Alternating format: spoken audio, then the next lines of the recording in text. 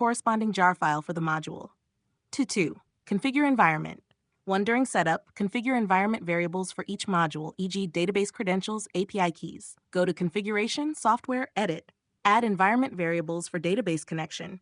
Plain text, Spring Data Source URL equals JDBC MySQL / your DB instance endpoint .amazonas.com 3306 / your database name.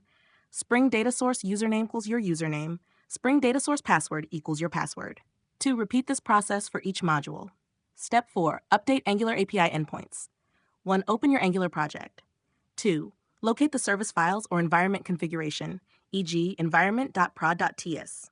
3. Update the API URLs to point to the Elastic Beanstalk endpoints of each module. TypeScript export const environment equals production true API URL / your Elastic Beanstalk URL.amazonas.com. Step 5. Build Angular project. 1. Navigate to the Angular project directory. 2. Run the following command to create a production build, bash ngbuild-prod. 3. The build artifacts will be located in the dist directory. Step 6. Upload Angular build to S3. 1. Navigate to S3 in the AWS console.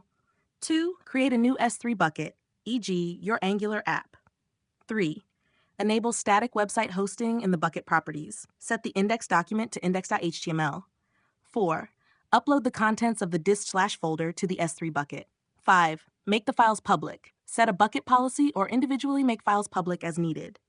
6. Note the S3 bucket URL or configure a custom domain with Route 53. Step 7. Test the application. 1. Access the Angular application through the S3 bucket URL. 2. Test API calls to ensure the Angular frontend communicates correctly with the backend services hosted on Elastic Beanstalk. Step 8. Monitor and optimize. 1. Use AWS CloudWatch to monitor logs and performance for each Elastic Beanstalk environment. 2. Set up alarms for resource usage, CPU, memory, etc. 3. Consider using AWS load balancers and auto-scaling for high availability. This approach modularizes your deployment, making it easier to manage and scale individual backend services. Let me know if you need detailed instructions for any specific step. Step 1. Set up AWS infrastructure. 1. Create RDS MySQL instance. Log into the AWS Management Console. Navigate to RDS Create Database. Select MySQL as the engine. Choose the free tier if applicable. Configure the instance, set the DB instance identifier, username, and password. Set storage, instance type, and other settings as per your requirements. In the connectivity section, ensure the database is publicly accessible, if necessary.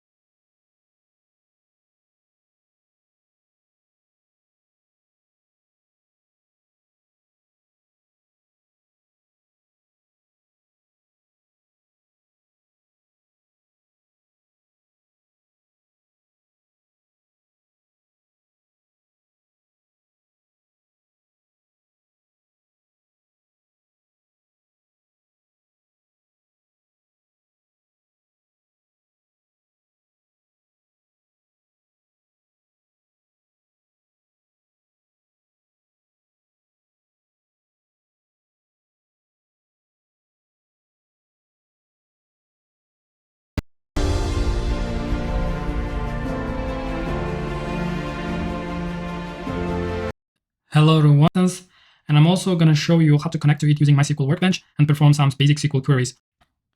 And Easy Create. Standard Create is where you set all of the configuration options, whereas Easy Create, it's a recommended best practice configuration, which will automatically configure most of the configurations for you. So for this demonstration purposes, I want to proceed with Standard Create.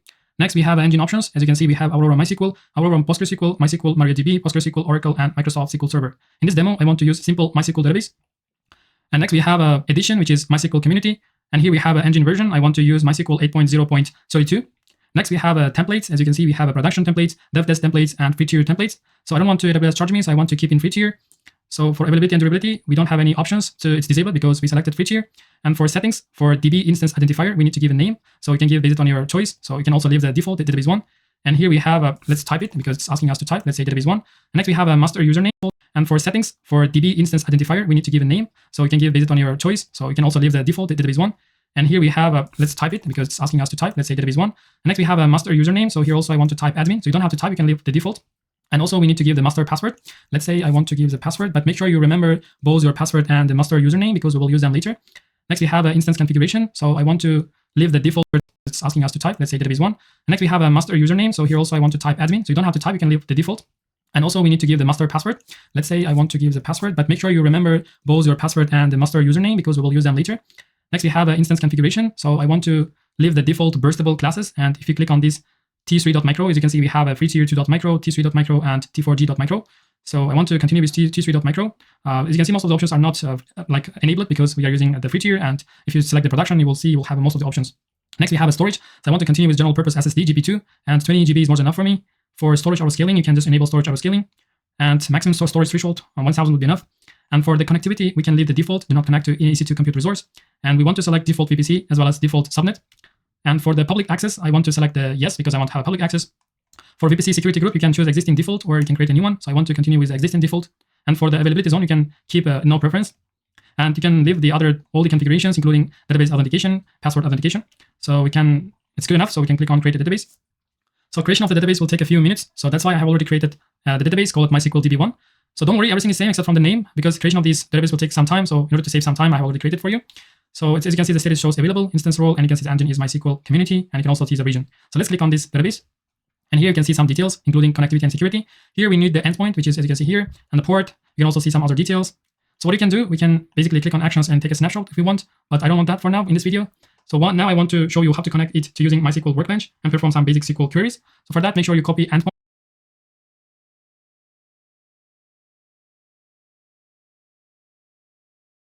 Hello everyone, welcome back to my channel. This is Sambu from Cloud Tech. Today I will show you how you. Hey everybody, how's it going? My name's Andrew, and this is an AWS tutorial series on connecting to your RDS instance using PHP-MyAdmin. In this tutorial series, I'll go over launching an EC2 server, as well as an RDS MySQL server that you can connect to. So let's go ahead and get started. Let's go ahead and launch an instance. We're going to choose Ubuntu 14.04, a T2 micro is admin. Now the next thing we need to do is launch an RDS server. So the first thing we need to do here is go to subnet groups. We're going to create all of our subnets. And click create. Now we can create an instance. So we'll jump to instances, launch a DB instance, and we'll choose MySQL. And our identifier will just be PHP-MyAdmin across the board here. We're going to choose our VPC. We're going to make it publicly accessible to no, and we'll choose the same wide open inbound outbound all traffic security group. Our database name will be AWS tutorial series, and we're not going to have any backups since this is just a demo. And we can go ahead and launch. Updated my server. I'm going to install all the components needed for PHP-MyAdmin. Give a default on the server default, and we go ahead and log in. Above the authentication type, we're going to go to our and so now that I have, I can subscribe. You can manage our data.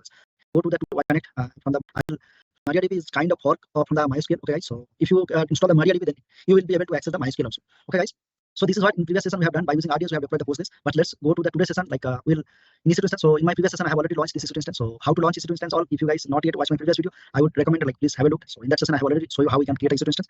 So this is the EC2 instance I'm going to connect from the mobile stream. So let me go here. So to install the MariaDB instance, what I have launched, right? That is basically sorry. I launched like this. Okay, good. Is 23 or not, right? And this person has mentioned 23, right? 2023 basically. So now let's enable that MariaDB. Choose that MariaDB. That's this option. MariaDB server. Okay, guys, install MariaDB server. Now let's enable that MariaDB. So it is done. Now it is that zip link, like a symbolic boot, like soft link. Basically, it is created now. So now let's go to the start. Let's see the status. So go to here. Now follow this step. Install we didn't give a change, then you can keep the change password. So you can remove that option to have the nice step. If you like, file you can buy. Point. database will take some time. Default. Are you searching for a place where you can live and learn? Where you can immerse yourself in your studies and still have room to roam? Where you can receive a world-class education and learn more about yourself? Where there are amazing opportunities in the here and now and even better on the horizon. If you want to find all this and still more, start here in Perth, Western Australia.